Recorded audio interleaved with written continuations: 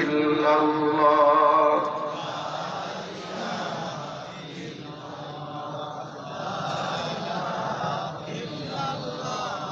লা ইলাহা ইল্লাল্লাহ লা ইলাহা ইল্লাল্লাহ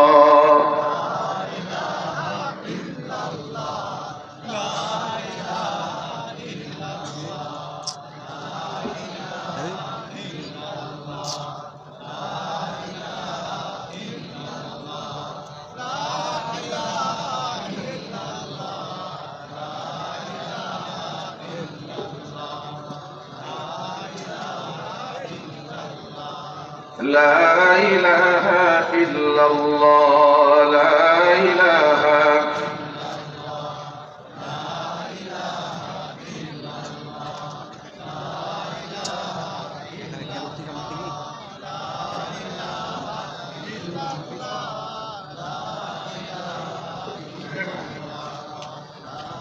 لا إله إلا الله মুহাম্মাদুর রাসূলুল্লাহ সাল্লাল্লাহু আলাইহি ওয়াসাল্লাম। ঐতিহ্যবাহী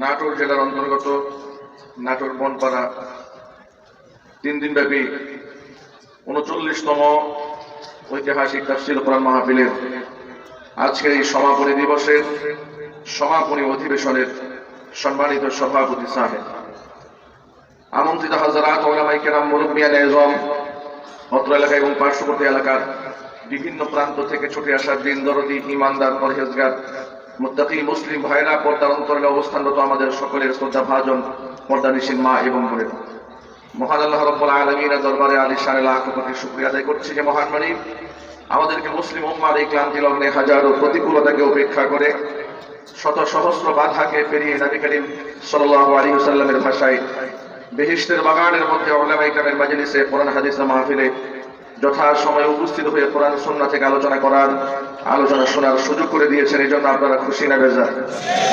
কম না বেশি? উচ্ছ্বসিত কণ্ঠে খুশি মনে মন প্রাণ উজাড় করে আল্লাহ পাকের শেখানো ভাষায় শুকরিয়া আদায় করছি। জবান ছেড়ে দিয়ে সকলে একযোগে বলছি আলহামদুলিল্লাহ। রব্বানা লাকাল হামদ হামদান কাসীরা তাইয়িবান মুবারাকান ফীহি।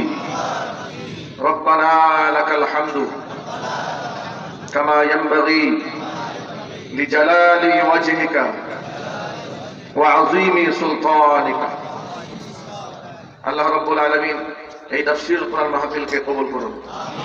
অক্লান্ত পরিশ্রম করে এই জান্নাতের বাগান যারা সাজিয়েছেন, দূরদরাজ থেকে শোনার জন্য যারা এসেছেন, এই মাহফিলের ওসিলা করে আল্লাহ তাআলা সকলকে মাফ করে দিন। অত্র এলাকার সমস্ত মুরদিগানের কবর আযাব আল্লাহ তাআলা কিয়ামত পর্যন্ত বন্ধ করে দিন।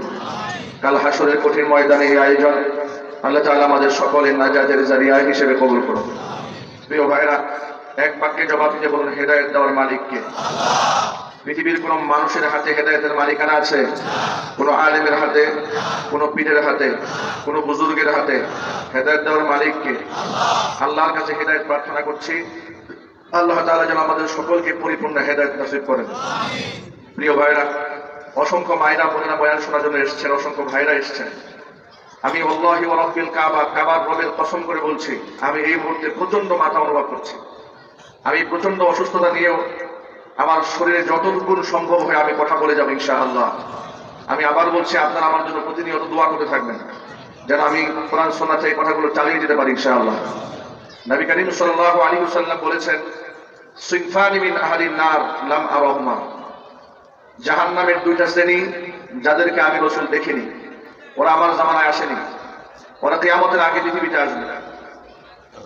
আল্লাহর নবী যত ভবিষ্যৎবাণী করেছেন, যেহেতু কিয়ামতের দিন, তারিখ, সন, মাস, এই নির্ধারিত বিষয়টি আল্লাহ ছাড়া কেউ জানেন না। কিয়ামত কবে কায়েম হবে এই তথ্য আল্লাহ ছাড়া কারো জানা আছে? সবাই বলুন, জানা আছে?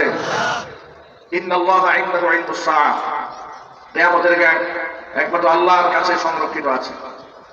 পৃথিবীর কোনো মানুষের কাছে কিয়ামতের জ্ঞান নেই।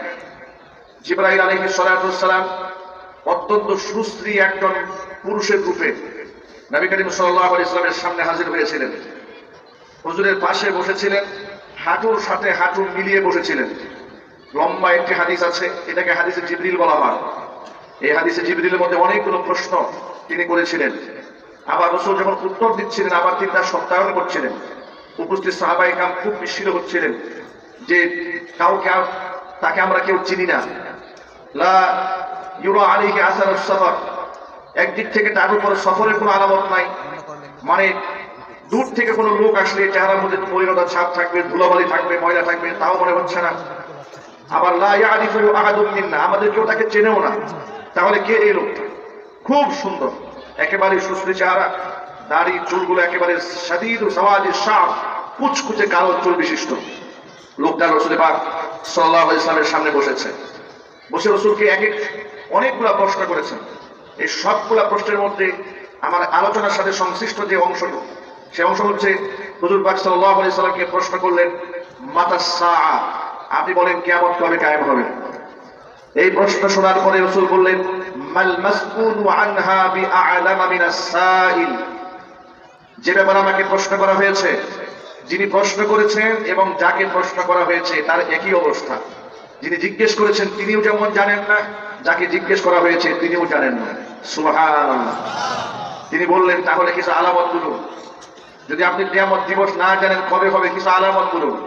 নবী করিম সাল্লাল্লাহু আলাইহি ওয়াসাল্লাম বললেন, আনতারাল হুফাতাল উরাত ইয়াতাকাওয়ালুনা ফিল বুনিয়ান, যে এই পৃথিবীতে আপনি দেখতে পাবেন যারা এক সময় খুব অসহায় দরিদ্র ছিল, তারা এত প্রাচুর্যের অধিকারী হয়েছে, বিরাট বিরাট অট্টালিকা সমতুল্য প্রাসাদ তারা নির্মাণ করবে, কম্পিটিশন করবে কার চেয়ে কে কত বেশি উঁচু ভবন নির্মাণ করতে পারে।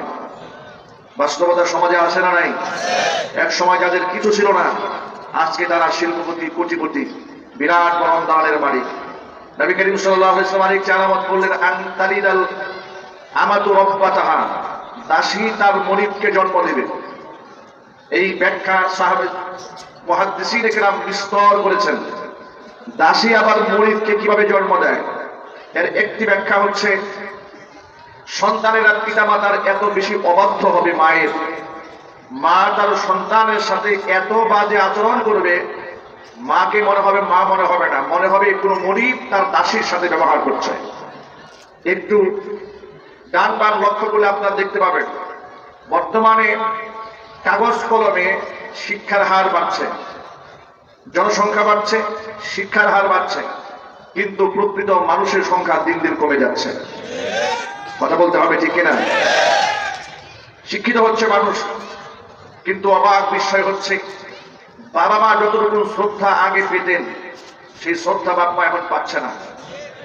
আমি আমার বয়স তো খুব বেশি নয়, আমি আমার ছোটবেলাতে যতটুকু দেখেছি, এখানে আমার পিতৃ সমতুল্য অনেক মুরব্বীরা আছেন। নিশ্চয়ই আপনাদের ইতিহাস মনে আছে, বাবার সন্তানকে ধমক দিয়ে কোনো কথা বললে, কিংবা বাবার উপরে দাদা ছিলেন, আমাদেরকে শুধু আমাদের বাবারা শাসন করেন নাই, দাদারাও শাসন করেছেন। এতটুকু অধিকার তাদের ছিল, দাদা যদি নাতিকে ধমক দিয়ে বলেছে ওদিকে যেতে পারবে না, কারোর সাহস ছিল না দাদার কথা অমান্য করে গণ্ডি পেরিয়ে বাহিরে যাওয়ার। আর এখন পর্যায়ে এমন দাঁড়িয়েছে, কিসের বাবা আর কিসের দাদা, যার আছে হুন্ডা, যার আছে কয়েকটা গুন্ডা, এই সবচেয়ে বড় লিডার। কথা বলেন ঠিক কিনা? আগে দেখেছি মুরব্বীরা এলাকাতে বিচার সালিশ করেছে, এখন যুবকরা বেশ কয়েকটা মোটর সাইকেল নিয়ে এসে বলে, চাচা এগুলো আপনারা পারবেন না, এগুলো আপনাদের কাজ না, আপনার বিশ্রাম নেন, এগুলো আমাদের কাছে দেন, এগুলো কেমনে ফয়সালা করা লাগবে, ডান্ডা দিয়ে পিটাইয়ে ঠান্ডা আমরা করবো। একটু যদি বলতে হবে, বাস্তবতা আছে না নাই? এভাবেই মুরব্বীরা অবহেলিত হবে। আনতালিদাল আমাতু রাব্বাতাহার একটি ব্যাখ্যা হচ্ছে, মনিব মা তার, আনতালিদাল আমাতু রাব্বাতাহা, দাসী তার মনিবকে জন্ম দেবে, মানে মা হয়েও সে দাসীর মতো অবস্থা তার হয়ে যাবে। নাউযুবিল্লাহি মিন যালিক। আমার প্রিয় ভাইরা, আল্লাহর হাবিব রাহমাতুল লিল আলামিন বলেছেন, সালাসাতুন ক্বাদ হারামাল্লাহু আলাইহিমুল জান্নাহ, তিন শ্রেণীর মানুষের জন্য আল্লাহ রাব্বুল আলামিন জান্নাতকে হারাম করে দিয়েছেন। এক নাম্বার শ্রেণী হচ্ছে মুদমিনুল খামরি, যারা মদ পান করে, তাদের জন্য আল্লাহর জান্নাত হারাম। দুই নাম্বার পিতা মাতার অবাধ্য সন্তান যারা, তাদের জন্য আল্লাহর জান্নাত হারাম। 3 নাম্বার হচ্ছে ওয়াদাইয়ুসুল্লাযী ইউদিল্লু ফি আলিহিল খাবাস, ওই দাইয়ুস পুরুষ, যে দাইয়ুস পুরুষ তার অধীনস্থ নারীদেরকে অশ্লীল ভাবে চলার সুযোগ করে দেয়। আজকে বাস্তবতার দিকে একটু তাকায় দেখেন, সমাজের মধ্যে অসংখ্য মুসলমানরা মাদকের সাথে জড়িয়ে যাচ্ছে। যেই মদ আল্লাহ রাব্বুল আলামিন 1000 বছর আগে হারাম করে দিয়েছেন, ওই মদের নাম পরিবর্তন করে এই উম্মতের লোকেরা পান করে। মদের নাম পরিবর্তন করে নাম দিয়েছে বিয়ার, নাম দিয়েছে হুস্কি। বাস্তবতা আছে না নাই? অপারেটর ভাই মনিটর আওয়াজ দিন, মনিটর আওয়াজ তাদের কথা সব বাহিরে চলে যাচ্ছে, আমি শুনতে পাচ্ছি না। একটু আওয়াজ দেন, না হয় ভিতরে আওয়াজ দেন, আমি স্টেজ থেকে আওয়াজ পাই। সাহাবায়ে কেরাম রাদিয়াল্লাহু তাআলা আনহুম আজমাইন, মদ সম্পর্কে যখন কোরআন শরীফের চূড়ান্ত সিদ্ধান্ত চলে আসলো, মদ হালাল না হারাম? প্রিয় ভাইরা সবাই বলেন তো, মদ হালাল না হারাম? এই ইলমটা আমাদের সকলে জানা আছে আলহামদুলিল্লাহ। নবী করিম সাল্লাল্লাহু আলাইহি ওয়াসাল্লাম বললেন যে কিয়ামতের আগে আমার উম্মতের বেশ কিছু লোকেরা মদ্যপান করবে। এই কথা শুনে সাহাবায়ে কেরাম খুব অবাক হলেন যে আল্লাহ রাসূল, তারা মুসলমান নন? রাসূল বলেন নিশ্চয়ই তারা মুসলমান। তো মুসলমান হয়ে কি তারা মদ পান করবে? নবী করিম সাল্লাল্লাহু আলাইহি ওয়াসাল্লাম বলেন হ্যাঁ, শুধু মদ তো ওরা পান করবে না, মদের নাম পরিবর্তন করে জায়েজ বানাবে। এখন মদকে আর মদ বলে না, নানা ধরনের নাম বলে, বিয়ার বলে, হুস্কি বলে, এরপরে এনার্জি ড্রিঙ্কস বলে, নানা কথা বলে বলে এটার অপব্যাখ্যা করে। বাস্তবতা সমাজে আছে না নাই? আপনারা কেউ মনে আঘাত নিয়েন না, একটা কথা বলি, আমাদের বাংলাদেশে 90 থেকে 95% মানুষ মুসলমান। আলহামদুলিল্লাহ বলেন। এই কথাটা শুনে আমাদের আনন্দ হয় না? কথা বলতে খুশি হই না আমরা? আমরা মুসলমান। আমরা কি? সবাই বলেন আমরা কি? মুসলমান। আমাদের দেশ যারা পরিচালনা করে, আমাদের দেশে যত এমপি আছে, মন্ত্রী আছে, তাদের অধিকাংশ মুসলমান। ঠিক কিনা বলতে হবে? অমুসলিম কিছু আছে, তবে মেজরিটি মুসলমান। এত বড় একটা অধিক সংখ্যক মুসলমান দেশের এমপি, মন্ত্রী, এদেশের প্রাইম মিনিস্টার তাহাজ্জুদের নামাজ পড়েন, উমরা করেন, সেজদা দেন, এই ছবিও আমরা পত্রপত্রিকায় অনলাইনে দেখি। সেই দেশে মদের লাইসেন্স কি করে দেওয়া হয় এটা তো আমার মাথায় ধরে না। কথা বলতে হবে, ঠিক কিনা বলে? এটা তো আমার মাথায় মুঠেও আসে না। এত মুসলমান থাকার পরে এই দেশে আমি নিজের কাছে প্রশ্ন করি মাঝে মাঝে, জাতীয় সংসদে দাঁড়িয়ে আমাদের এমপি মন্ত্রীরা কত কথা বলেন, ব্রিজ লাগবে, কালভার্ট লাগবে, বিদ্যুৎ লাগবে, কত কথা তারা বলেন। এমনকি মন মেজাজ একটু ভালো থাকলে দাঁড়িয়ে গান গাওয়া শুরু করেন। কথা বলতে হবে, ঠিক কিনা বলেন? যদি মেজাজ ভালো থাকে গান গাওয়া শুরু করেন। এত কিছু গাইতে পারে, এত কিছু বলতে পারে। মুসলমান হিসেবে যদি মেজরিটি পার্সেন্ট মুসলমান এক ধাক্কায় বলতে পারতো যে মদ আল্লাহ হারাম করেছেন 1400 বছর আগে, সেই মদের লাইসেন্স মুসলমানদের দেশে আমরা দেই কি করে? আমরা মদ আল্লাহ হারাম করেছে, নিয়ন্ত্রণ আইন করার কোন অধিকার আমাদের নাই। যা আল্লাহ হারাম করেছে আমরা বাংলাদেশে তার নিষিদ্ধ দেখতে চাই। আপনারা কি আমার কথার সাথে একমত আছেন? কারা কারা একমত আছেন? হাত দেখি তো। মদ নিষিদ্ধ হওয়া দরকার। মাশাআল্লাহ, মাশাআল্লাহ বলেন। মদ তো নিষিদ্ধ হওয়া দরকার। নিষিদ্ধ না হয়ে মাদক নিয়ন্ত্রণ নীতিমালা আইন তৈরি হয়। নীতিমালা দেখতে চায় না, বহুত নীতিমালা দেখেছি। নীতিমালা মানেই হচ্ছে গরিবরা পান করতে পারবে না হোটেল সালাদিয়াতে, কিন্তু বড় লোকরা 5 স্টার হোটেলে গিয়ে আচ্ছা করে মজা পান করবে। এই সুযোগ দেওয়া হবে না, চিৎকারে বলতে হবে, ঠিক কিনা বলে? মদ এমন ভয়াবহ এক পানীয়, আল্লাহর নবী রাহমাতুল লিল আলামিন বলেছেন, কোন বান্দা যদি এই পৃথিবীতে এক ঢোক মদ পান করে, এক ঢোক মদ যদি কোনো বান্দা পান করে, 40 দিন পর্যন্ত তার কোন সিজদা আল্লাহর দরবারে কবুল হবে না। মদ এই সমাজে কোনো কল্যাণ বয়ে আনে না, সমাজকে ধ্বংস করে দেয়, সংসারে অশান্তি সৃষ্টি করে। যে ঘরের কর্তা মদ পান করে, আল্লাহর কসম ওই ঘরের মধ্যে আল্লাহ পাকের রহমত থাকতে পারে না। আপনারা কি মনে করেন, ঘরের কর্তা যদি মদ পানকারী হয়, ওই ঘরে সুখ থাকে, শান্তি থাকে? সুখ শান্তি কেমনে থাকবে বলেন?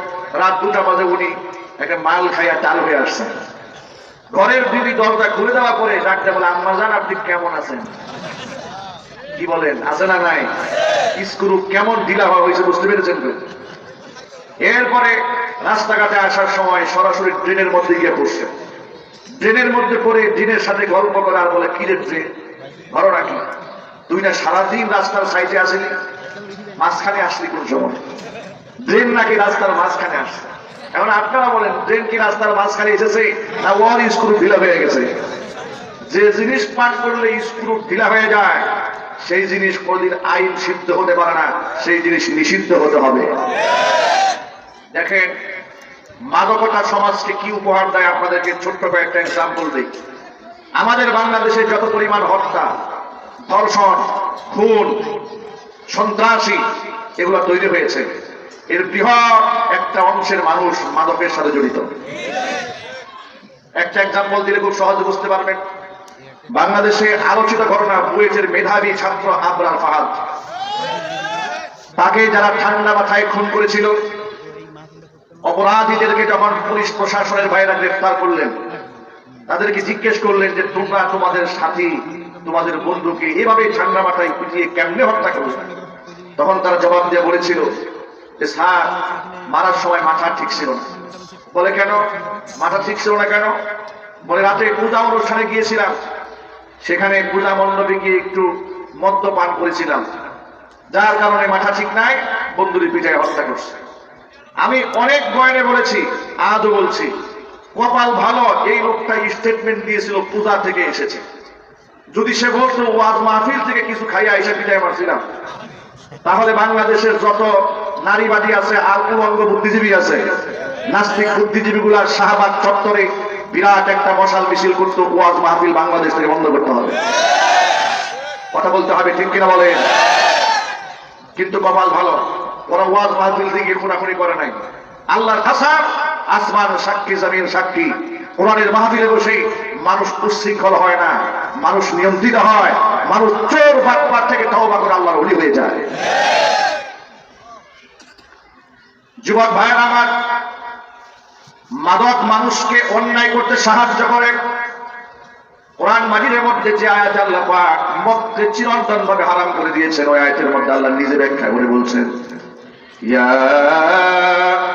আইয়ুহাল্লাযীনা আমানু ইন্নামাল খামরু ওয়াল মাইসিরু ওয়াল আনসাবু ওয়াল আযলামু রিজসুম মিন আমালিশ শাইতান ফাজতানিবুহু লাআল্লাকুম তুফলিহুন। আল্লাহ পাক বলেন, ইয়া আইয়ুহাল্লাযীনা আমানু, ও ঈমানদাররা, চারটা জিনিস হচ্ছে শয়তানের নাপাক কর্মকাণ্ড। কয়টা জিনিস? চারটা আঙ্গুল উঁচা করেন, বাড়িতে গেলেও যেন কথাটা ভুলে না যান। কয়টা জিনিস? এক নাম্বার হচ্ছে ইন্নামাল খামরু, নিশ্চয়ই মদ। আল্লাহ এখানে কসম করে বলছেন, ইন্না লামেটা কি, মা মিমেটা কি, বারংবার গুরুত্ব সহকারে মহান রব বলছেন নিশ্চয়ই মদ, ওয়াল মাইসির এবং জুয়া, ওয়াল আনসাবু এবং মূর্তি, ওয়াল আজলাম ভাগ্য নির্ধারণকারী তীর, এসব হচ্ছে শয়তানের নাপাক কর্মকাণ্ড। ফাজতানিবুহু, তোমরা এগুলো পরিহার করো। যদি তোমরা মদ, জুয়া, মূর্তি পরিহার করতে পারো, লাআল্লাকুম তুফলিহুন, তাহলে সফলতা তোমাদের পদচুম্বন করবে। জোরে জোরে বলেন আল্লাহু আকবার। এক বাক্যে জবাব দিয়া বলেন, আল্লাহ কি মিথ্যা কথা বলেন? আরো জোরে বলেন। আল্লাহ বললেন মদ জুয়া ছাড়লে কল্যাণ আসবে, আর বেঈমান মুনাফিকরা বলে মদের ব্যবসা করলে দেশে উন্নতি হবে। আমাদের বাংলাদেশে মদের কারখানা আছে। মদের কারখানাতে কিছুদিন আগে দেখেছি অনলাইনে এবং বাংলাদেশের জাতীয় কয়েকটা মিডিয়াতে দেখেছি, মদের কারখানাতে এত বেশি মদ এখানে বানানো হচ্ছে, মদগুলা বিদেশে পাচার করা হচ্ছে, বিক্রি করা হচ্ছে। আবার তারা বলছে এই মদগুলা বিক্রি করে বহু বৈদেশিক মুদ্রা বাংলাদেশে আমরা আমদানি করতেছি, অতএব মদের মাধ্যমে দেশের বড় একটা উন্নয়ন হচ্ছে। নাউজুবিল্লাহ বলেন, আরো যদি বলেন। আল্লাহ বললেন মদ ছাড়লে তোমরা সফল হবে, আর মদখুররা বলে মদ ছাড়া যাবে না, মদের কিছুটা রাস্তা রাখতে হবে যাতে করে বেচা কিনা করে কিছু পয়সা পাতি ইনকাম করা যায়। আপনাদেরকে ছোট্ট করে বোঝাবার জন্য বলি, ইমারতে ইসলাম আফগানিস্তান, সেখানে ইসলামিক শাসন ব্যবস্থা কায়েম হয়েছে, খেলাফত তারা প্রতিষ্ঠা করেছে, তালিবান সরকার রাষ্ট্র পরিচালনা করছে, ঠিক কিনা বলে? এই সংবাদ তো নিশ্চয়ই আপনারা শুনেছেন। আপনাদেরকে ছোট্ট আরেকটা তথ্য দিয়ে রাখি, এটা ভুলে যাবেন না। মাদকের চাষ, আফিম, গোটা ওয়ার্ল্ডের মধ্যে সবচেয়ে বেশি চাষ হতো আফগানিস্তানের মাটিতে। যখন তালিবান সরকার ক্ষমতায় যখন ছিল না, আমেরিকার পুতুল সরকার যখন আফগানের ক্ষমতায় ছিল, গোটা দেশের মধ্যে সবচেয়ে বেশি চাষ হয়েছে আফিমের চাষ। কিসের চাষ? আফিম এবং গাঁজার চাষ সবচেয়ে বেশি হয়েছে। এই গাঁজাখোরেরা শুধু দেশীয় গাঁজা খায় না, ওরা বিদেশি গাঁজা খায়। আমাদের বাংলাদেশেও গাঁজাখোর আছে না নাই? আরো জোরে। গাঁজাখোরদেরকে আবার গাঁজাখোর বললে কষ্ট পায়, তারা বলে গাঁজা, এটা বলা যাবে না, সিদ্ধি পাতা আল্লাহর তৈরি। কি পাতা? সিদ্ধি পাতা, গাঁজা বলা যাবে না। গাঁজা নাকি এক গাঁজাখোর বলছে যে গাঁজা বলতে কোনো ওয়ার্ড নাই, সিদ্ধি পাতা বলতে হবে। আমরা সিদ্ধি সেবন করি, আমরা সিদ্ধি সেবন করে স্রষ্টার সাথে সম্পর্ক করি, চিৎকার দিয়ে বলেন নাউজুবিল্লাহ। তো গাঁজার চাষ হয়েছে, আফিমের চাষ হয়েছে সর্বাধিক বেশি আফগানিস্তানের জমিনে। তালেবান যখন ক্ষমতায় এসেছে, একটা একটা করে কোরআন কারীমের আইন তারা রাষ্ট্রীয়ভাবে বাস্তবায়ন করছে। আল্লাহু আকবার বলেন। আফগানের তালেবানরা আমার আপনার অনুপ্রেরণা, তারা আমাদের অনুপ্রেরণার বাতিঘর। 36 বছর সংগ্রাম করে তারা যদি কালিমার পতাকা আফগানের মাটিতে পুরাতে পারেন, আমরাও বাংলাদেশ পৃথিবীর দ্বিতীয় বৃহত্তর মুসলিম দেশের নাগরিক হয়ে বলছি, সেদিন বেশি দূরে নয়, বাংলার প্রতি ইঞ্চি মাটিতে আমরাও কালিমার পতাকা উড়াবো ইনশাআল্লাহ। যুবকরা কি রাজি আছে? সাহস আছে? মুসলমান হিসেবে এতটুকু ইচ্ছা কি আমাদের নাই? কার কার আছে তো হাত দেখতে চায়।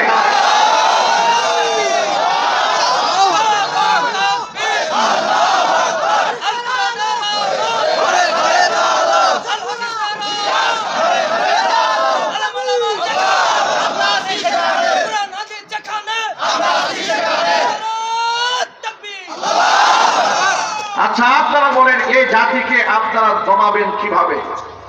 কিভাবে দমাবেন? এদেশের সমস্ত আলেমদেরকে যদি কারাগারে ঢুকাই দেওয়া হয়, ফর এক্সাম্পল আমি সহ, আমি সবার ছোট, সমস্ত আলেমদেরকে যদি কারারুদ্ধ করে দেওয়া হয়, সকলকে যদি ফাঁসির মঞ্চে ঝুলিয়েও দেওয়া হয়, এদেশ থেকে ইসলাম বিদায় করা সম্ভব হবে। কেন সম্ভব হয় না বলি? কুমিল্লাতে মন্দিরের মূর্তির পায়ে যখন কোরআন রাখা হয়েছিল, এই ঘটনা কেন্দ্র করে তখন আলেম সমাজ রাজপথে নামতে পারেন নাই, কারণ ওই মুহূর্তে আলেমদের উপর এই পরিমাণ টর্চার হয়েছে বাংলাদেশে, কোন আলেম কোন শব্দ বলতে সাহস পাননি। আল্লামা মামুনুল হক সাহেব সহ বাংলাদেশের প্রথম সারির বেশকিছু উলামা তখন মজলুম কারাবন্দী। আমরা আফসোস করেছিলাম, আরে এই প্রতিবাদ কে জানাবে? আমি আশ্চর্যান্বিত হয়ে গেলাম, কুমিল্লাতে তাকিয়ে দেখি সাধারণ মুসলমান যারা মসজিদের ইমাম নন, খতিব নন, বক্তা নন, গুছিয়ে বক্তব্য দিবে এমন কোন সাহস নাই, যোগ্যতার এক্সপিরিয়েন্স নাই, শুধু কোরআন অন্তরে মহব্বত আছে, শুধু কানে শুনেছে যে আল্লাহর কোরআন মূর্তির পায়ে রাখা হয়েছে, এই সংবাদ কানে আসা মাত্র দল মত নির্বিশেষে বাঁধ ভাঙা জোয়ারের মতো আজ সেই কুমিল্লার মাটির রাজপথ এদেশের মুসলমানরা কাঁপিয়ে তুলেছিল। কথা বলতে হবে, ঠিক কিনা? দেখেন, অনিসলামিক কর্মকাণ্ডের বিরোধিতা আলেম ওলামারা সারাটা জীবন করেছে, তারা জেল খেটেছে, জরিমানা দিয়েছে। ব্র্যাক ইউনিভার্সিটির মতো একটি পাশ্চাত্যবাদী, একটি ইহুদিবাদী একটি ইউনিভার্সিটির একটা শিক্ষক আসিফ মাহাতা ইংল্যান্ডে পড়াশোনা করেছে। অনিসলামিক কান্ট্রিতে পড়াশোনা করে মুসলমানের সন্তান কি ইমান ধারণ করেছে কলিজায়, ট্রান্সজেন্ডার মতবাদের বিরুদ্ধে বাঘের বাচ্চার মতো একা রুখে দাঁড়িয়েছে বাংলাদেশে। ভাবা যায় যে ব্র্যাক ইউনিভার্সিটিতে ওপেন সেক্সকে সমর্থন করা হয়, যে ব্র্যাক ইউনিভার্সিটির মেয়েদের পোশাক দেখলে লজ্জায় আপনার মাথা হেট হয়ে যাবে, যাদের চলাফেরা দেখলে আপনি মনে করবেন না এটা মুসলমানের সন্তান, ওয়েস্টার্ন কালচারকে যারা প্রমোট করছে, অসংখ্য অপকর্মের হোতা তারা। সেই ইউনিভার্সিটির একজন শিক্ষক দাঁড়িয়ে মুখের মধ্যে দাঁড়িয়ে নিয়ে এদেশের মানুষের কথা ভাববে, ইসলামের কথা বলবে, এটা কি কল্পনা করা যায়? সব কার কারিশমা? একটু আল্লাহর নামটা জুড়ে বলেন না, সব কারিশমা কার? ইন্ডিপেন্ডেন্ট ইউনিভার্সিটির শিক্ষক ডক্টর সরওয়ার সাহেব, তিনি সিঙ্গাপুরের সিটিজেনশিপ ছিল তার, ডক্টরেট করেছে, পিএইচডি করেছে ট্রান্সজেন্ডারের উপরে। এমন ব্যক্তির মুখ থেকে ইসলামের কথা শুনতে হবে, তিনি ইসলামের পক্ষে কথা বলতে গিয়ে চাকরি হারালেন, এমনকি জঙ্গিবাদের তকমা নিলেন, এরপরও দমে গেলেন না। তিনি বলেছেন পৃথিবীর উন্নত কান্ট্রিগুলো তাকে শিক্ষক হিসেবে চেয়েছে, তিনি যান নাই। বাংলাদেশের মানুষের মহব্বতে তিনি চেয়েছেন এই মাটিতেই তার কবর হোক।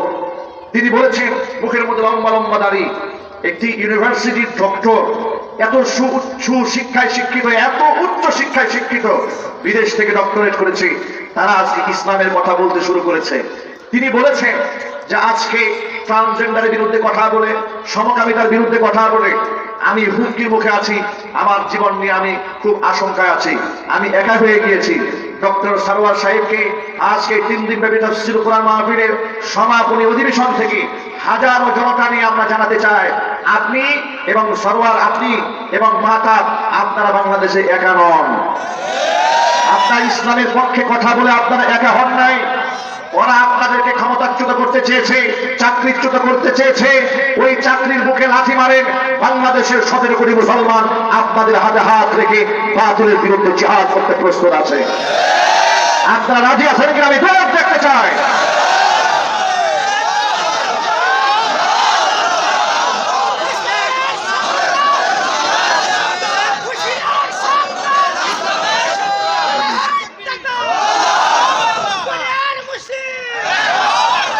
সুতরাং আমি এই এক্সাম্পল দিতে চেয়েছি, আলেমদের জবান বন্ধ হলে আল্লাহ তাআলা নন আলেমকে জবান উন্মোচন করে দেবে। কথা বলেন ঠিক কিনা? এর মানে দিন তো আমার নয়, দিন কার? কোরআন কার? ইসলাম কার? বিজয় তো আল্লাহ করাবে। এমন হতে পারে আজকে দেখেছেন না, আলেমরা তো বয়ান করেছে দীর্ঘদিন, আলহামদুলিল্লাহ বলেন, আল্লাহর খাস রহমত, এখন ইউনিভার্সিটি থেকে পাশ করা ছেলেরা ইসলামিক লেকচারার হয়ে যাচ্ছে। আলহামদুলিল্লাহ বলবেন না? আল্লাহু আকবার বলেন। ওরা ভেবেছিল যে ইউনিভার্সিটিতে সব নাস্তিক তৈরি হবে।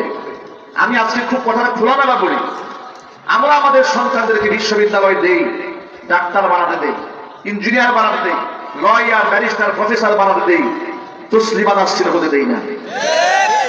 শাহরিয়ার কবির জন্ম দেওয়ার জন্য আমাদের মায়েরা বোনেরা সন্তানদেরকে বিশ্ববিদ্যালয় দেয় না। কথা বলে না যুবকরা, ঠিক কিনা বলে? সুতরাং আমাদের বার্তা বড় পরিষ্কার, এদেশ মুসলমানদের দেশ, এদেশের সংবিধানে রাষ্ট্রধর্ম ইসলাম আছে, ইসলামকে শ্রদ্ধার সাথে রেখেই এদেশ পরিচালনা করতে হবে। কাফের বেঈমানদের এজেন্ডা এই বাংলার মাটিতে বাস্তবায়ন হতে দেওয়া হবে না। ট্রান্সজেন্ডার মতবাদ সহ যত প্রকারের অপসংস্কৃতি মধ্যে শিক্ষা সিলেবাসের মধ্যে ঢুকেছে সবগুলোকে ছাঁটা পিটাই করতে হবে। আল্লাহ পাক যেন আমাদেরকে ঐক্যবদ্ধভাবে কোরআনের পক্ষে কাজ করার তৌফিক দান করেন। সকলেই জুড়ে বলেন আমিন।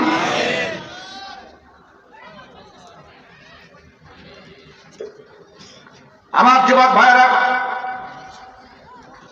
মদ এবং মাদক আল্লাহ রাব্বুল আলামিন ১,৫০০ বছর আগে হারাম করে দিয়েছেন।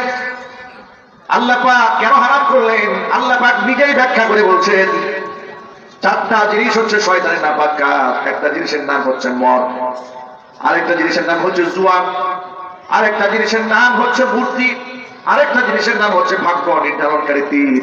এই 4টা জিনিস হচ্ছে শয়তানের নাপাক কর্মকাণ্ড। ফাজতানিবুহু, পরিহার করো, লাআল্লাকুম তুফলিহুন, যাতে তোমরা সফল কাম হতে পারো। মাদক ছাড়লে সফল কাম হবে, কথা কে বলেছেন? নাকি হুজুর বলে গেছে ওয়াজ হিসাবে? কে বলেছে? হুজুর বলেন। আল্লাহ বললেন মদ ছাড়লে তোমরা সফল হবে। উদাহরণ দিতে গিয়ে বলতেছিলাম, ইমারতে ইসলামী আফগানিস্তান, সেখানে আফিমের চাষ হয়েছে লম্বা সময়। তালিবান সরকার ক্ষমতায় এসে একে একে কোরআন কারীমের আইন বাস্তবায়ন করছে। আল্লাহ পাক যেন গোটা ওয়ার্ল্ডের জন্য একটি আদর্শ রাষ্ট্র হিসেবে আফগানিস্তানকে কবুল করেন। জোর আওয়াজে বলতে হবে আমিন। আচ্ছা, আমি পারি নাই, আমি পারিনি, আপনি পারেন নাই। পৃথিবীর কোন জায়গায় যদি আল্লাহর কোরআনের আইন বাস্তবায়িত হয়, এটা শুনে মনে আনন্দ হয় না? খুশি লাগে না মনে? আমার ওয়াইফ মাঝে মাঝে বলে, আমাকে হুজুর বলে ডাকে, সম্বোধন করে, বলে হুজুর চলেন আমরা আফগানিস্তান চলে যান। আমি বললাম কেন? আফগানের কথা যখন শুনি যে সেখানে মেয়েরা বাধ্যতামূলক সবাই পর্দা করে, পুরুষেরা টাকনোর উপরে কাপড় পরা বাধ্যতামূলক, মুখের দাড়ি রাখা রাষ্ট্রীয়ভাবে বাধ্যতামূলক, দুর্নীতি নাই, চুরি নাই, ঘুষ নাই, যখন এগুলো শুনি তখন স্বপ্ন জাগে এমন একটি রাষ্ট্র যদি আমাদের হতো। আমি তখন বলি, আশ্বস্ত করে বলি যে আমরা সব যদি আমার নিজের মাতৃভূমি ছেড়ে পারি আরেক জায়গায় চলে যায়, এই দেশকে ভালো করবে কারা? কথা বলে না, ঠিক না বলে? এই দেশ তো ভালো করতে হবে, এই দেশটা আমার, এই দেশটা আমাদের সকলের। এর প্রতি ইঞ্চি মাটির প্রতি আমাদের ভালোবাসা আছে, মহব্বত আছে, দরদ আছে। মহব্বত নাই শুধু তাদের, ভালোবাসা নাই শুধু তাদের যারা এদেশের রিজার্ভ টাকা করে বিদেশের সেকেন্ড হোম বানিয়েছে। এদেশের প্রতি তাদের কোনো ভালোবাসা নাই যারা ইউরোপ আমেরিকায় বাড়ি করেছে। আশ্চর্যের ব্যাপার কি জানেন? এদেশের কোন আলেমের মালয়েশিয়াতে বাড়ি নাই, সিঙ্গাপুরে বাড়ি নাই, আমেরিকাতে বাড়ি নাই, কানাডা জার্মানি বাড়ি নাই, মালয়েশিয়াতে ফ্ল্যাট নাই। এরপরেও এরা হয়ে গেল রাষ্ট্রপতি। আর যারা হাজার কোটি টাকা বিদেশে পাচার করলো এরা হয়ে গেল দেশপ্রেমী। কি এক মজার ব্যাপার! আমাদেরকে বোকা পেয়েছে। এদেশের মানুষ বোকা নয়, এদেশের মানুষ সব বুঝে গেছে। কথা বলে না যুবকরা, ঠিক কিনা বলে? এদেশের আলেমরা যে দেশপ্রেমিক কোন সন্দেহ আছে? কোন সন্দেহ নেই। আমার যুবক ভাইরা, ইমারতে ইসলাম আফগানিস্তান সরকার তালেবান ক্ষমতায় আসার পরে তারা আইন করলো দেশের মধ্যে কোন প্রকারের মাদকের চাষ করতে দেওয়া হবে না। মাদক চাষ বন্ধ হয়ে গেল, আফিমের চাষ বন্ধ হয়ে গেল।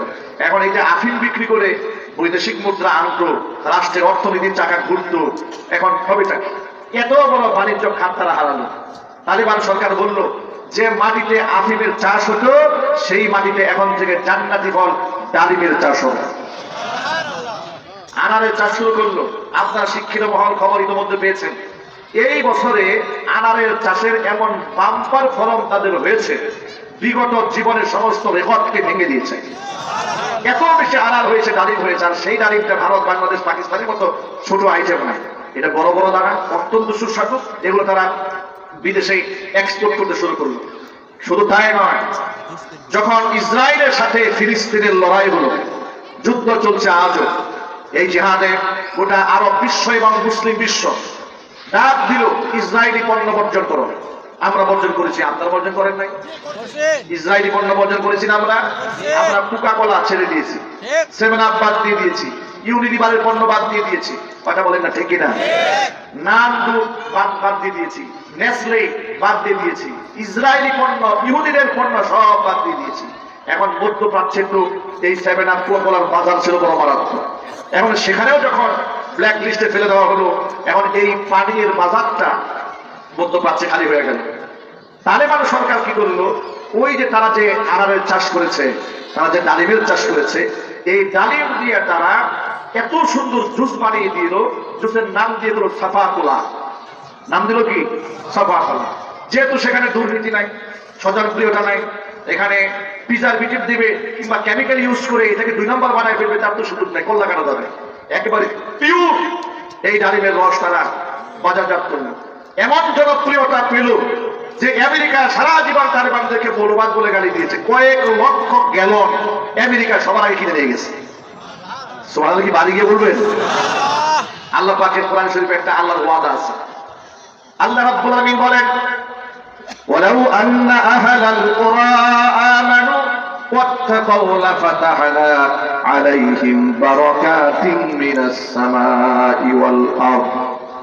জনপদের লোকেরা যদি আমি আল্লাহর উপর ঈমান আনে, ওয়াত্তাকাউ এবং তাকওয়া অবলম্বন করে, লাফাতাহনা আলাইহিম বারাকাতিন মিনাস সামাই ওয়াল আরদি, আসমান এবং জমিনের রহমতের দুয়ার তাদের জন্য আমি আল্লাহ উন্মুক্ত করে দেব। তাই হলো আফিমের চাষ বন্ধ হয়ে গেল, আনারের বাম্পার ফলন আল্লাহ পাক তৈরি করে দিলেন। শুধু তাই নয়, ওই আনারের জুস বিক্রি করে এখন তারা স্বাবলম্বী হয়ে গেলেন। যে মাটিতে 36 বছর সংগ্রাম হয়েছে, যুদ্ধ হয়েছে, কাফের বেঈমানরা দুয়া বর্ষণ করেছে, ওই মাটির ভিতর থেকে আল্লাহ রাব্বুল আলামিন তালেবানদের জন্য তেলের খনি বের করে দিয়েছে। শুধু তাই নয়, পান্নার খনি, হীরা চুনি পান্না, নাম শুনেছেন না? এই পাথরটা গ্রিন কালারের, এটা হীরার চেয়েও চকচকে। এই পাথরের খনি, পান্নার খনি আফগানের তালিবানদের পায়ের নিচে আল্লাহ পাক ফেলে দিয়েছে। এগুলা বিক্রি করে এখন অর্থনীতির চাকা এমন ভাবে ঘুরেছে, ইউএস ডলার কেউ 1/3 আফগান মুদ্রা দাঁড়ায় গেছে। সুবহানাল্লাহ কি বাড়ি গিয়ে বলবেন? এখানে আমাদের জন্য শিক্ষা আছে না নাই? একটু জোরে বলেন, শিক্ষা আছে না নাই? এখানে বড় শিক্ষা হচ্ছে এই যে আমাদের দেশের যে বুদ্ধিজীবীরা বলে মদ বিক্রি করে বিরাট পয়সা ইনকাম করা যায়, তাদেরকে বলি বেটা, মদ বিক্রি করে ইনকাম করা 5 টাকা, আর এই দেশের লোকেরা মদের সাথে জড়িয়ে ক্ষতিগ্রস্ত হয় 10 টাকা। ঠিক কিনা? সুতরাং এই দেশকে, এই সমাজকে যদি আমরা বাঁচাতে চাই, আমাদের মাদক মুক্ত জীবন গড়তে হবে। আমি যুবকদের কাছে ওয়াদা নিতে চাই, যুবকেরা শখ করেও জীবনে 1 ঢোক মদ আমরা পান করব না। ইনশাআল্লাহ বলেন। যুবকেরা কি আমরা বুক ফুলাই বলতে পারি না জীবনে মদের বোতল হাতে নেব না? বলতে পারবো না ইনশাআল্লাহ। শুধু মদ জুয়া নয়, মাদকের প্রথম প্রাথমিক স্টেজ বিড়ি সিগারেট, আমরা এটাও ধরবো না। যদিও এই নাটোরের ছেলেরা মনে হয় বিড়ি খায় না। এই এলাকায় বিড়ি আছে নাকি? সিগারেট আছে? এখন তো ইদানিং দেখি ছেলেরা ছেলেদের সাথে পাল্লা দিয়ে মেয়েরা খাওয়া শুরু করে। আচ্ছা, আমার বুঝে আসে না, যে মেয়েটা এরকম বিড়ি খাওয়া শুরু করলো, ওর বিয়ে হলে ওর স্বামীর সাথে সংসার করবো কেন? আমি এই কথা যখন এক জায়গায় বলেছিলাম, তখন একজন আমাকে বললো, হুজুর অসুবিধা কি? যে মেয়েটা সিগারেট খায় ও একটা কাঁচাকুরকে বিবাহ করবে? কথা বলে না, ঠিক কিনা বলে? তাহলেই তো জিন্সে জিন্সে মিলে যাবে, জাতে জাতে মিলে যাবে। আমি আপনাদের আনন্দের কথা বলি না, জগন্নাথ বিশ্ববিদ্যালয়ে কয়েকদিন আগে মহিলা হোস্টেলে আগুন লেগেছিল। আপনারা যারা শিক্ষিত মানুষ, দেশের খবর রাখেন, তারা জানেন। মহিলা হোস্টেলে আগুন লাগার পরে তথ্য তালাশ করা হলো যে মহিলা হোস্টেলে আগুন লাগলো করতে। পরে তালাশ করে দেখে বান্ধবীরা মিলে সিগারেট খেয়েছে, ওই সিগারেটের আগুন না নিবিয়ে এক জায়গায় ফেলে রাখছিল, ওখান থেকে বলের মতো আগুন লেগে গেছে। দেখছেন এদেশের মেয়েদের কত উন্নতি হয়েছে, তারা এখন সিগারেটও খায়। নাউজুবিল্লাহ বলেন, যদি বলেন না নাউজুবিল্লাহ।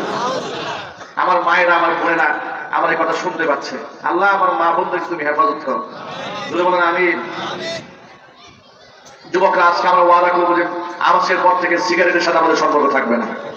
ইনশাআল্লাহ বলেন, আল্লাহ যেন কবুল করেন। আমার মা বোনদেরও এই মাদকের সাথে সম্পর্ক থাকবে না, বলেন ইনশাআল্লাহ। আল্লাহ তাআলা আমার মা বোনদেরকে আমল করার তৌফিক দান করেন। তাহলে আমি শুধু আপনাদেরকে এই মেসেজটা দিলাম, হারাম থেকে বাঁচলে আল্লাহ তাআলা জমিন এবং আসমানের রহমতের দুয়ার করে দেয়।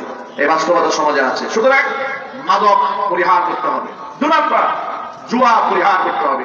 এই দেশে ক্রিকেট খেলা হয়, কথা বলেন, যখন ক্রিকেট খেলা শুরু হয়ে যায়, ইন্টারন্যাশনাল টুর্নামেন্ট শুরু হয়, তখন জুয়ার আদান প্রদান শুরু হয়ে যায়। আমি তাকে জানতাম না, আমাকে একটু বললেন যে হুজুর জুয়ার তো লেটেস্ট ভার্সন আসছে বাংলাদেশে। আমি বললাম জুয়ার নতুন ভার্সনটা কি? তিনি বললেন যে নতুন ভার্সন হচ্ছে ক্রিকেট খেলা যখন শুরু হয় বলে বলে লোকেরা জুয়া খেলে। আমি বললাম এটা কিভাবে সম্ভব? বলে হ্যাঁ, বলে যে এই বলে কি হবে তুমি বলো, কেউ বলে ছক্কা হবে, কেউ বলে আউট হবে, এরকম কম্পিটিশন হয়, এরপরে টাকা বাজি ধরা হয়। আচ্ছা এটা কি সত্য? একটু কথা বলে, এটা কি সত্য? শুধু এখানে শেষ নয়, ইন্টারন্যাশনাল ফিফা ফুটবল টুর্নামেন্ট যখন শুরু হয় তখন নাকি পেনাল্টি যখন মারা হয়, এটা নিয়ে নাকি জুয়া হয়। কোটি কোটি টাকার জুয়া নাকি মুসলমানেরা খেলে। নাউজুবিল্লাহ। আল্লাহ তুমি আমার মা বোনদেরকে, আমার ভাইদেরকে এমন ভয়াবহ কবিরা গুনাহ থেকে হেফাজত করো। 3 নম্বর হলো মূর্তি পরিহার করতে হবে। যদিও আমাদের বাংলাদেশে এখন মূর্তির নতুন ভাষণ, ভাস্কর্যের নামে রাস্তার মোড়ে মোড়ে মূর্তি আছে না নাই? আরো জোরে বলেন, আছে না নাই? আবার বুঝে আসে না, যে মুসলমানের জাতির পিতা ইব্রাহিম আলাইহিস সালাম, যিনি মূর্তি ভাঙার অপরাধী দেশান্তরিত হতে হয়েছিল, মূর্তি ভাঙার অপরাধে অগ্নিকুণ্ডের মধ্যে পড়তে হয়েছিল, তার সন্তানরা কেমনে রাস্তায় মূর্তি বানায়? যে নবীর উম্মতের দাবিদার আমরা, সেই নবীজি কাবা ঘরের মধ্যে গিয়ে মক্কা বিজয়ের পরে নিজের হাতে 360 খানা মূর্তি ভেঙে টুকরা টুকরা করে দিয়েছিলেন। আজকে সেই মুসলমানের, সেই মুহাম্মদ সাল্লাল্লাহু আলাইহি ওয়াসাল্লামের আদর্শের সৈনিকরা ঘরের মধ্যে মূর্তি, বাড়িতে মূর্তি, রাস্তার মোড়ে মোড়ে মূর্তি বানায়। আল্লাহর কসম, তারা আল্লাহ নবীর আদর্শে আদর্শিত হতে পারে নাই, তারা আবু জেহেলের আদর্শ লালন করছে। মূর্তির সাথে আমাদের সম্পর্ক থাকবে না, আমরা বলি ইনশাআল্লাহ। বলি ইনশাআল্লাহ।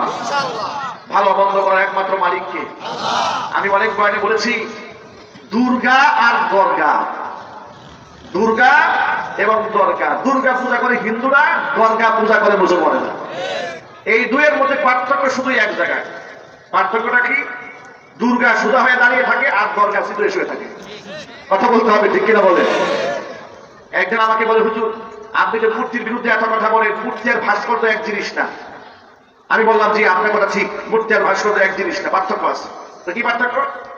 মূর্তি বাঁশের উপর দাঁড়ায় থাকে আর ভাস্কর্য রডের উপর দাঁড়িয়ে থাকে। কথা বলেন? মূর্তির পিছন দিয়ে দেওয়া হয় কি?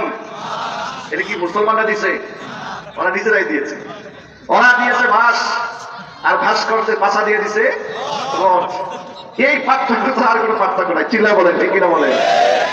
এই জন্য মুসলমানেরা এই ধরনের নিকৃষ্ট কাজ থেকে আমাদের বাঁচার তৌফিক আল্লাহ পাক দান করেন। দুর্গা এবং দর্গা, দুর্গার পূজা করে হিন্দুরা আর দর্গার পূজা করে মুসলমানেরা। আমি আজকে দেখেছি মাহফিলে আসার সময় ভিডিওতে দেখলাম এক বাংলাদেশের এক কুখ্যাত মুরব্বী। কুখ্যাত বললাম এই জন্য যে ওয়াজও করে। মাজারে গিয়া, মাজারে মাথা নত করে মৃত কবরে একেবারে মাজারে যে স্তূপ আছে বড়, এর মধ্যে গিয়া একবার কপাল দিয়ে ঠেকাইতেছে, একবার ঠুটে চুমা খাইতেছে, একবার চুমা খাই ডান দিকে, একবার খাই বাম দিকে, একবার পায়ের মধ্যে মাথা নিচু করে চেষ্টা দিচ্ছে। এরা জাতীয় ভণ্ড বেঈমান মুশরিক। কথা বলতে হবে যুবকেরা, ঠিক কিনা? মাজার যিনি শুয়ে আছেন, আল্লাহর কসম, আল্লাহর কসম, আল্লাহর কসম, মাজারের ভেতরে যিনি শুয়ে আছেন তিনি যদি প্রকৃত আল্লাহর ওলি হয়ে থাকেন, সব মাজারে তো আল্লাহর ওলি শুয়ে নাই। কথা বলেন? অনেক মাজারে আল্লাহর ওলি শুয়ে আছে, আবার অনেক মাজারে গাঁজাখোর শুয়ে আছে। কথা বলেন না, ঠিক কিনা? আল্লাহর ওলি যে মাজারে শুয়ে আছেন, আল্লাহর কথা, তার মৃত্যুবরণ করার পরে তার করার কিছু নাই। অথচ ওরা কি বলে? বাবা মরার আগে গরিব ছিলেন, কবরে গিয়া ধনী হয়ে গেছে, সুতরাং বাবার কাছে যা যাবে তাই পাবে। আমার এক ভক্ত আসে কেন, আমাকে খুব মহব্বত করেন, বাড়ি তার চট্টগ্রামে, নাম গিয়াসউদ্দিন। উমরায় গিয়ে আমাকে ফোন করেছে, হুজুর 20 বছর হয়ে গেছে, বিবাহ করেছে, বাচ্চা হয় না। ফোন করে বললো, হুজুর একটা ঘটনা ঘটছে। কি ঘটনা? আমার কাফেলার সদস্যদেরকে বলেছি যে প্রিয় ভাইয়েরা, আপনারা উমরায় এসছেন, আমার বাচ্চা কাচ্চা হয় না, একটু আল্লাহর কাছে দোয়া করেন। দোয়া কবুলের জায়গায় এসছেন আপনারা। ঠিক ওই মুহূর্তে তাদের কাফেলার চট্টগ্রামের এক সদস্য বলল, আরে মিয়া আপনার বাচ্চা কাচ্চা হয় না, আপনি দোয়া চাইতে আসেন মক্কায়। আপনি তো এই কথাটা আমাকে বাংলাদেশ থেকে চট্টগ্রাম থাকা অবস্থায় বললেই তো কাজ হয়ে যেত। আপনার তো সন্তান দরকার, তো বাবার কাছে গেলেই ফয়সালা হয়ে যায়। চিল্লায় কথা বলছেন, এত আসনা হজুল্লাহ বললেন। আমি তখন বললাম, তো আপনি কি বললেন? আমি অনেক আঘাত পেয়েছি মনে, আর বলেছি তোর মতো লোকের দোয়ার আমার দরকার নেই। যে লোক বিশ্বাস করে বাবাই দিবে সন্তান, ও গেছে উমরায়। এখন আপনারা বলেন, এই ঈমান নিয়ে আবার উমরা করলে কাজ হবে? কথা বলেন, সেজদা দিলে কাজ হবে? মায়েরা বোনেরা, আমি আপনাদেরকে একটা সুসংবাদ দিচ্ছি, আপনাদেরকে আরেকটা সুসংবাদ দিচ্ছি, আমার মাথা ব্যথা ভালো হয়ে গেছে। আলহামদুলিল্লাহ, এটা আরেকটা সুসংবাদ, আমার মাথায় চুটান ভালো হয়ে গেছে, মাথা ব্যথা একটু নাই। আলহামদুলিল্লাহ, আপনাদের দোয়া কবুল হয়ে গেছে। আমি যখন দেশ বিদেশে প্রোগ্রাম করে আমি এই ফেতনাগুলো দেখেছি, তখন আমি ছোট্ট একটা কিতাব রচনা করেছি। রমজানকে কেন্দ্র করে বইটা লিখেছি। মূলত এখানে আমার মা বোনরা রমজান মাসে আমাদের অনেক ফোনে নখ দেয়, তাদের কিছু মাসালা থাকে তো, রোজা না রাখা, রাখার, ভাঙা না ভাঙার, কখন থেকে শুরু করবে, কখন ভাঙবে, তো এই ব্যাপারগুলো বিস্তর আমরা মাসালা লিখে দিয়েছি। সর্বশেষ কিতাবের শেষ প্রান্তে এসে সন্তানাদি না হলে কি আমল করবেন, এই দোয়াগুলো কোরআন হাদিসে আছে, লিখে দিয়েছে। আপনি গরিব মানুষ, অসহায়, বিপদে আছেন, আপনার এই মুসিবত থেকে পরিত্রাণের উপায় কি? দোয়া আছে হাদিসে। ঋণগ্রস্ত, একেবারেই ঋণে জর্জরিত, ঋণের বোঝা হালকা করার জন্য নবী করিম সাল্লাল্লাহু আলাইহি ওয়াসাল্লামের অসংখ্য দোয়া আছে, দোয়াগুলো আমি লিখে দিয়েছি। আপনার অনেক শত্রু হয়ে গেছে সমাজে, শত্রু থেকে বাঁচতে চান, মাঝের সেজদা দিয়ে বিপদ মুসিবত থেকে রক্ষা পাবেন না, আল্লাহর কাছে ওয়াদা করেন যে আজকের পর থেকে জীবনে কোনোদিন কোন জিন্দা পীর কিংবা মুর্দা পীরের কাছে সাহায্য চাবো না, সাহায্য চাবো একমাত্র কার কাছে? আমি এই বইয়ের মধ্যে সব লিখে দিয়েছি, যাতে করে আমার ভাইরা, আমার বোনেরা অন্তত পক্ষে এই শিরকের গুনাহ থেকে নিজেদেরকে বাঁচাতে পারে। যদি আপনাদের সুযোগ হয়, মুনাজাত শেষ হওয়ার পরে আপনারা স্টেজে বইগুলো কিছু আছে, আর আমার ড্রাইভার সাহেবের সাথে যোগাযোগ করে তার কাছ থেকে কিতাবগুলো সংগ্রহ করতে পারবেন ইনশাআল্লাহ। উম্মতের হেদায়েতের জন্য আল্লাহ তাআলা কিতাবখানা কবুল করেন, যদি বলেন আমিন। সুতরাং প্রিয় ভাইরা আমার, যে কথা বলতে চেয়েছিলাম, মূর্তি মানুষের কল্যাণ বয়ে আনে না। মূর্তি কল্যাণ বয়ে আনে? মূল্য 100 টাকা, ভাই হাদিয়া মূল্য 100 টাকা। আমার প্রিয় ভাইরা, মূর্তি পূজায় বিশ্বাস করে কোন মুসলমান যদি এই দুনিয়া থেকে মারা যায়, ব্যক্তির পরকালে নাজাতের কোনো ফয়সালা হবে না। জাতির পিতা ইব্রাহিম আলাইহিস সালাতু ওয়াস সালাম কিয়ামতের ময়দানে পিতা আজরের সাথে তার দেখা হবে। হাদিস শরীফের মধ্যে এসেছে আলফা ইব্রাহিম আবাহু আযর ইয়াউমাল কিয়ামা, তার পিতা আজরের সাথে যখন কিয়ামতের ময়দানে দেখা হবে, ওয়া আলা ওয়াজহি আযর কতরাতুন ওয়া কতরাতুন, তখন আজরের চেহারার মধ্যে অনেক ধুলাবালি পড়ে থাকবে। ইব্রাহিম আলাইহিস সালাম তার বাবাকে বলবে, আলাম আকুল লাকা লা তাসনি, ও বাবা আমি কি তোমাকে বলি নাই যে তুমি আমার কথার বাহিরে চলো না, আমার কথা অবাধ্য হয়ো না। বাবা তখন বলবে, ফালিয়াউমা লা আসিকা, ও আমার ছেলে তোমার সাথে ওয়াদা করলাম আজকের পর থেকে তোমার বাহিরে আমি চলবো না। আপনারা বলেন তো হাসরের ময়দানে সন্তানের কাছে বাবা যদি ভুল স্বীকার করে এই কথা বলে যে আজকের পর থেকে তোমার কথার বাহিরে চলবো না, কোনো ফায়দা হবে? কোনো লাভ হবে? ইব্রাহিম আলাইহিস সালাতু ওয়াস সালাম আশা ভরা মন নিয়ে আল্লাহর কাছে হাত তুলে বলবেন, আল্লাহুম্মা ইন্নাকা ওয়া'আদতানি আল্লা তুখজিআনি ইয়াওমা ইউবাসুন, আয় আল্লাহ তাআলা তুমি আমার সাথে ওয়াদা করেছিলে পুনরুত্থান দিবসে তুমি আমাকে অপমানিত লাঞ্ছিত করবে না। এর চাইতে বড় অপমান আমি ইব্রাহিমের জন্য আর কি হতে পারে? আমি থাকবো জান্নাতে আর আমার বাবা থাকবে জাহান্নামে। আল্লাহ পাক তখন বলবেন, ইব্রাহিম ইন্নী ক্বাদ হারামতুল জান্নাতা আলাল কাফিরিন, আমি পৃথিবীর সমস্ত কাফিরদের জন্য আমার জান্নাতকে হারাম করে দিয়েছি। আল্লাহ পাক এরপরে তখন তাকে বলবেন, ইব্রাহিম তুমি তোমার দুই পায়ের মাঝখানে একটুখানি তাকাও। ইব্রাহিম আলাইহিস সালাতু ওয়াস সালাম নিজের দুই পায়ের মাঝখানে তাকায় দেখবেন, ফাইদা হুয়া বাতিহুন মুলতাতিহুন, দেখবেন এতক্ষণ তার সামনে তার বাবা ছিল, এখন আর তার বাবার সামনে নাই। জাহান্নামের এক নিকৃষ্ট জানোয়ার হয়ে ওর বাবা তার সামনে পড়ে আছে। জোরে জোরে বলেন নাউযুবিল্লাহ।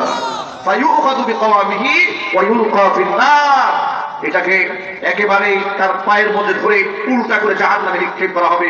শিরকের গুনাহ করার কারণে ইব্রাহিম আলাইহিস সালাতু ওয়াস সালামের বাবাকেও ইব্রাহিম আলাইহিস সালাতু ওয়াস সালাম আল্লাহর কাছে সুপারিশ করে নাজাতের ফয়সালা করতে পারবেন না।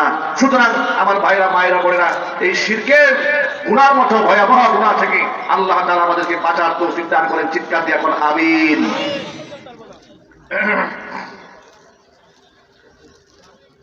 ব্যাগ দেওয়া আছে, ব্যাগ কোথায় দেওয়া আছে? ব্যাগ দেওয়া আছে? আচ্ছা ঠিক আছে। প্রিয় ভাইরা, দায়িত্বশীল ভাইদের হাতে ব্যাগ দেওয়া আছে, কর্মী ভাইদের হাতে ব্যাগ দেওয়া আছে। আপনারা অবশ্যই যাওয়ার আগে এই ব্যাগের মধ্যে আপনারা এই বিরাট এত সুন্দর আয়োজন হয়েছে, এর মধ্যে সামিল হয়ে যাওয়ার দরকার আছে না ভাই? কথা বলেন, দরকার আছে না? ইনশাআল্লাহ আপনারা সামিল হয়ে যাবেন। আল্লাহ তাআলা আমার ভাইদের মা বোনদের সকলের দানগুলোকে কবুল করেন। জোরে বলেন আমিন। প্রিয় ভাইরা আমার, হ্যাঁ মোবারক ভাই 500 টাকা দান করেছেন, ভাইয়ের দানকে আল্লাহ তাআলা কবুল করেন। ভাই সকলে বসে যান, সকলে বসে যান, ইনশাআল্লাহ দোয়া হয়ে যাবে। দোয়ার পরে আমরা একসাথে উঠে যাবো ইনশাআল্লাহ। হ্যাঁ, আর যদি কেউ দিতে চান গেটে ড্রাম দেওয়া আছে, ড্রামে আপনারা দিতে পারবেন ইনশাআল্লাহ। হ্যাঁ, মা বোনদের এখানে ব্যাগ করানো হয়েছে, মা বোনদের এখানে ব্যাগ করানো হয়েছে। মা বোনরা মেহেরবানি করে আপনারা মুক্ত হস্তে আপনারা এখানে দান করুন। এই বিরাট আয়োজন অত্যন্ত সুন্দরভাবে আজকে আয়োজন করা হয়েছে। এই আয়োজনের ধারাবাহিকতা আল্লাহ রাব্বুল আলামিন যেন কিয়ামত পর্যন্ত তাদেরকে অব্যাহত রাখার তৌফিক দান করেন।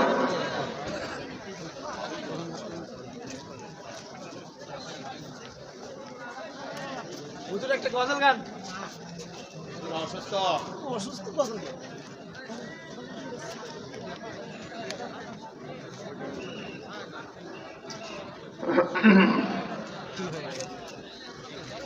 পৃথিবী না জানুক আমি তো জানি,